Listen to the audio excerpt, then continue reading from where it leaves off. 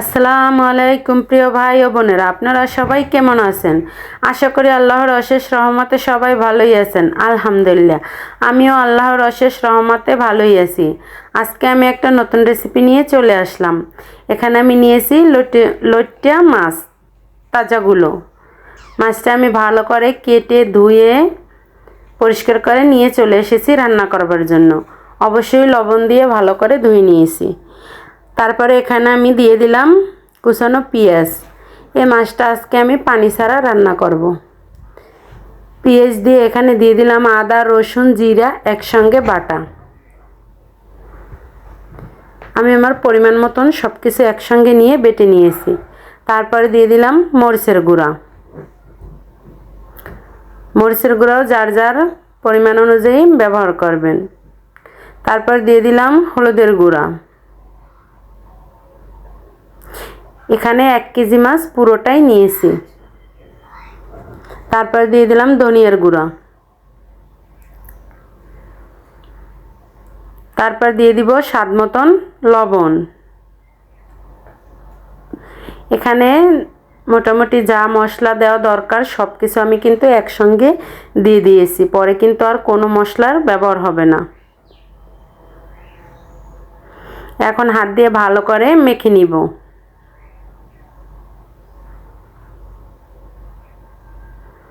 খুব সুন্দর করে মাখানো হয়ে গিয়েছে।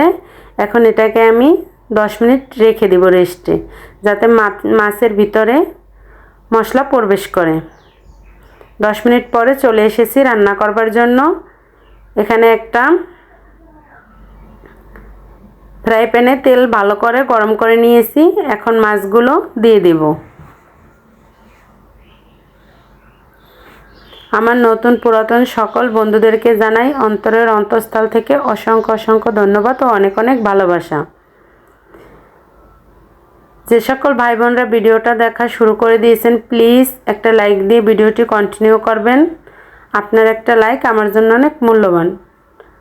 আর খুব ছোট একটা ভিডিও, দয়া করে সবাই ফুল ওয়াচ করে দিবেন। মাছটা আমি এখন ভালো করে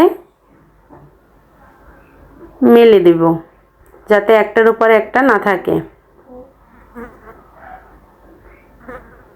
আর আমি কিন্তু অবশ্যই সবার ভিডিও ফুল ওয়াচ করে দেই। প্রথমে একটা লাইক দিয়ে কমেন্ট করে ফুল ভিডিও দেখে নেই।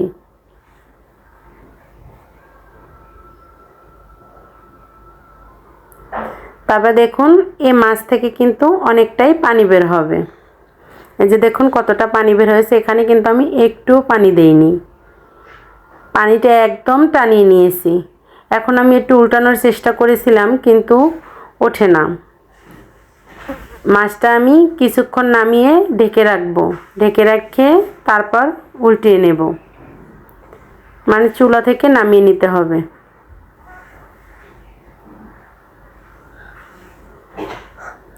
আর এভাবে উল্টাতে গেলে কিন্তু ভেঙে যাবে, খুবই নরম মাছ।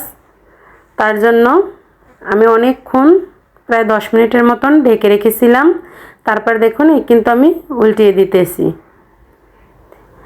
আর আপনারা যদি এভাবে খেতে চান তাহলেও খেতে পারেন, কিন্তু আমরা তো কাঁচা মাছ পছন্দ করি না। তার জন্য কিন্তু উল্টে পাল্টে ভেজে নিব। সবগুলো মাছ কিন্তু আমার উল্টানো হয়ে গিয়েছে। দেখুন এটা কিন্তু ভেঙে যায়নি। তারপর আমি আবার অপর পিঠ ভালো করে ভেজে নিব। আর এই পর্যায়ে এত সুন্দর ঘ্রাণ বেরিয়েছিল যে এর ঘ্রাণে কিন্তু মন ভরে যাবে।